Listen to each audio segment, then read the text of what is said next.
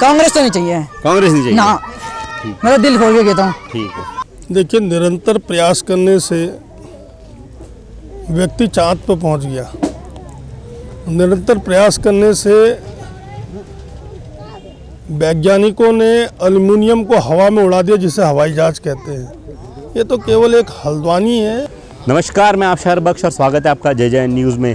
आज हम पहुंचे राजपुरा क्षेत्र में और अब इस वक्त यहाँ देखेंगे आप भाजपा के प्रत्याशी जोगिंदर पाल सिंह रौतेला पहुंच चुके हैं। हम उनसे बात करेंगे और यहाँ के लोगों से भी बात करेंगे कि वो क्या चाहते हैं, क्या उनकी मांगे हैं। और देखने वाली बात ये होगी क्या जोगिंदर पाल सिंह रौतेला जी उनकी जो मांगे हैं उनको पूरा कर पाएंगे आने वाले विधानसभा चुनाव में। अगर वो हल्द्वानी से ये सीट जीतते हैं तो यहाँ जैसा कि आप मेरे पीछे देख रहे हैं महिलाएं हैं, मातृशक्ति मौजूद है। तो आइए इनसे बात करते हैं और जानते हैं इनकी जो दिक्कत है, इनकी जो परेशानियाँ हैं, क्या इनको लगता है कि जो बीजेपी के प्रत्याशी आ रहे हैं वो इनकी समस्या को सुलझा पाएंगे। हाँ जी, आप बताइए, अभी बीजेपी के पक्ष में जोगिंदर पाल सिंह रौतेला जी आ रहे हैं, तो आपके क्षेत्र की, आप यहीं के रहने वाली हैं, तो आपके क्षेत्र की क्या क्या समस्याएं हैं वो बोलेंगी, उनसे बोलो। आप बताइए क्या क्या समस्याएं हैं। हाँ जी, हमारे यहाँ की ये समस्या है, थोड़ा रास्ते की प्रॉब्लम है। जैसे बरसातों में पानी हानि भर जाता है, ज़्यादा दिक्कत रास्ते की है। तो आप अभी तक यहाँ कांग्रेस की सरकार रही थी, पाँचवा चुनाव उत्तराखंड में होने जा रहा है, 3 बार अभी तक कांग्रेस की सरकार रही थी। तो कांग्रेस ने से भी आपने ये मांगे रखी होंगी, वो आज तक पूरी हो पाई नहीं हो पाई? हमारे कांग्रेस ने वैसे मांगे तो पूरी करी ही नहीं है। हम वैसे कांग्रेस से वैसे कोई वो नहीं है, हम बीजेपी के साथ हैं, बीजेपी के साथ रहेंगे जो हमारा वो कर सके, रास्ते का निर्माण कर सके। और हमारी समस्या कुछ नहीं है, प्रॉब्लम रास्ते की है। ठीक है, जैसा कि अभी इन्होंने बताया इनकी एक मेन दिक्कत जो है वो रास्ते की है। चलिए हम कुछ और महिलाओं से बात करेंगे, वो हमें बताएंगी उनकी क्या क्या दिक्कतें हैं और क्या क्या परेशानी है। एक उन्होंने बताया रास्ते की दिक्कत है, तो और क्या क्या दिक्कतें हैं जो आप चाहती हैं कि रास्ता के लिए कह रहे हैं कि रास्ता करना चाहिए बस, और क्या भाषा वोट देंगे हम लोग तो सब। मतलब आप लोग पूरी तरीके से बीजेपी को सपोर्ट कर रहे हैं इस बार? हाँ जी। आप बताइए, आप कुछ कहेंगे इस बारे में? हम तो क्या कहते हैं, हम तो भाई साहब के संगी। हमारे जो है ना, ये रेलवे वाले आते हैं तो ये नाले के ऊपर पटाल जो डाल रखे हैं, उसके ऊपर अगर कोई सामान होता है तो वो कहते हैं हटाओ यहाँ से। आप बताओ हटा के कहाँ रखेंगे, तोड़ फोड़ मचा देते हैं। तो हमने यहाँ लोगों से बात करी और लोगों की बातचीत, और इससे सब लग रहा है कि राजपुरा क्षेत्र से पूरी महिला शक्ति भाजपा के साथ है। देखते हैं जो 10 मार्च को रिजल्ट आएगा उसमें क्या रहता है, ऊँट किस करवट बैठता है, ये आने वाला वक्त ही बताएगा। चलिए हमारे साथ कुछ और लोग भी जुड़े हैं, हम इनसे बात करते हैं। भाई साहब का शुभ नाम? मेरा नाम मधुकर श्रुति है। मैं भारतीय जनता पार्टी हल्द्वानी का नगर महामंत्री हूं और वर्तमान में हीरानगर से वार्ड नंबर 17 से मैं भारतीय जनता पार्टी का पार्षद भी हूं। अच्छा, तो आप ज़्यादा ज़मीनी हकीकत आप जानते होंगे। इस वक्त हल्द्वानी में मेयर जोगिंदर पाल सिंह रौतेला भाजपा के प्रत्याशी हैं, उनका कैसा माहौल चल रहा है, ज़मीनी हकीकत आपको पता है, आप बताइए।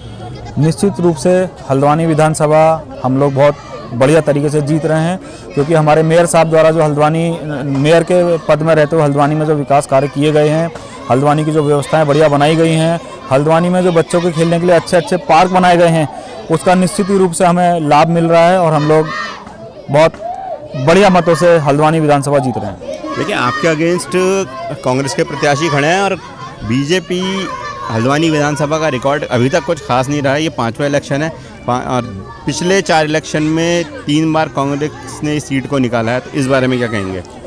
2007 में हल्द्वानी विधानसभा से माननीय बंशीधर भगत जी विधायक बने थे। उसके बाद से हम लोग नहीं जीत पाए, लेकिन हमारे अंतर बहुत ज़्यादा नहीं रहा। पिछली बार भी जब पिछले चुनाव में जब माननीय विधायक स्वर्गीय श्रीमती इंदिरा हृदय जी चुनाव मैदान में थी, तब भी हम बहुत मामूली से अंतर से रह गए थे और उस अंतर को हम लोग दूर करेंगे और हम लोग हल्द्वानी विधानसभा जीतेंगे। आज हम पहुंचे राजपुरा क्षेत्र में और अब इस वक्त यहाँ देखेंगे आप भाजपा के प्रत्याशी जोगिंदर पाल सिंह रौतेला पहुंच चुके हैं। हम उनसे बात करेंगे और यहाँ के लोगों से भी बात करेंगे कि वो क्या चाहते हैं, क्या उनकी मांगे हैं। और देखने वाली बात ये होगी क्या जोगिंदर पाल सिंह रौतेला जी उनकी जो मांगे हैं उनको पूरा कर पाएंगे आने वाले विधानसभा चुनाव में, अगर वो हल्द्वानी से ये सीट जीतते हैं। हमारे साथ मौजूद है भाजपा के प्रत्याशी जोगिंदर पाल सिंह रौतेला। अब इनसे बात करते हैं, जो अब इलेक्शन में बहुत कम टाइम बचा है, तो कैसा चल रहा है? सर, स्वागत है आपका जय न्यूज़ में। धन्यवाद, बहुत बहुत धन्यवाद आपका। सर, अब इलेक्शन में 10 दिन से भी कम का टाइम बचा है, तो सर कैसा प्रचार चल रहा है, किस तरीके से लोग आपके साथ जुड़ रहे हैं?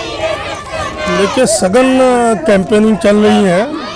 सभी क्षेत्र मेरे कार्य क्षेत्र रहे हैं। इन सब के आशीर्वाद से पूर्व में मैं प्रतिनिधि बना हूं और मैं इनको धन्यवाद भी ज्ञापित कर रहा हूं और साथ ही इनसे मैं आशीर्वाद लेने आया हूं कि मुझे अब इससे उच्च सदन में आप भेजें और उस उच्च सदन यानी कि जो विधानसभा है, जो प्रदेश की नीतियों का निर्धारण करता है, उस प्रदेश में मैं अच्छी नीतियों का निर्धारण करने का एक अंग बनूंगा और लोक कल्याणकारी योजनाओं के बीच में लाऊंगा।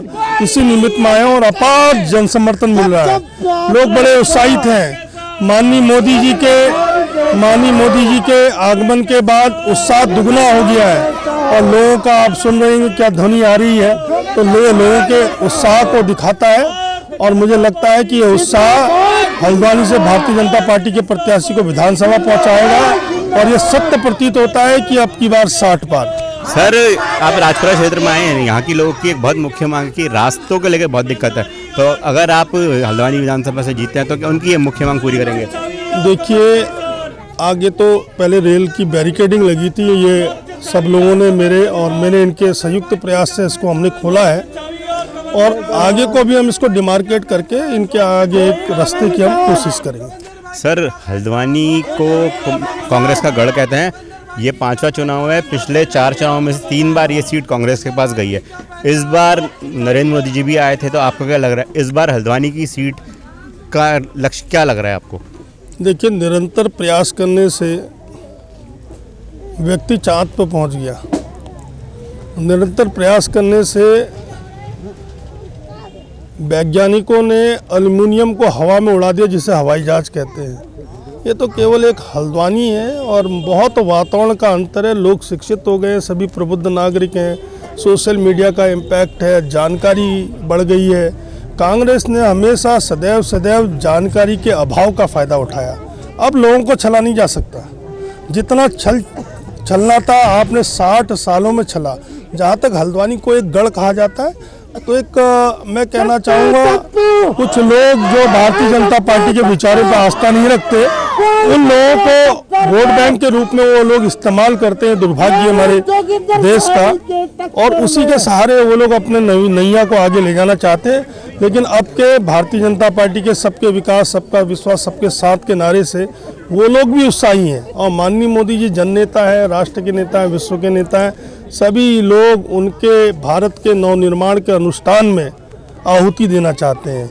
उसमें आहुति देकर एक नवनिर्मित भारत का निर्माण करना चाहते हैं। धन्यवाद। ठीक है सर, जय हिंद से बात करेंगे। धन्यवाद सर।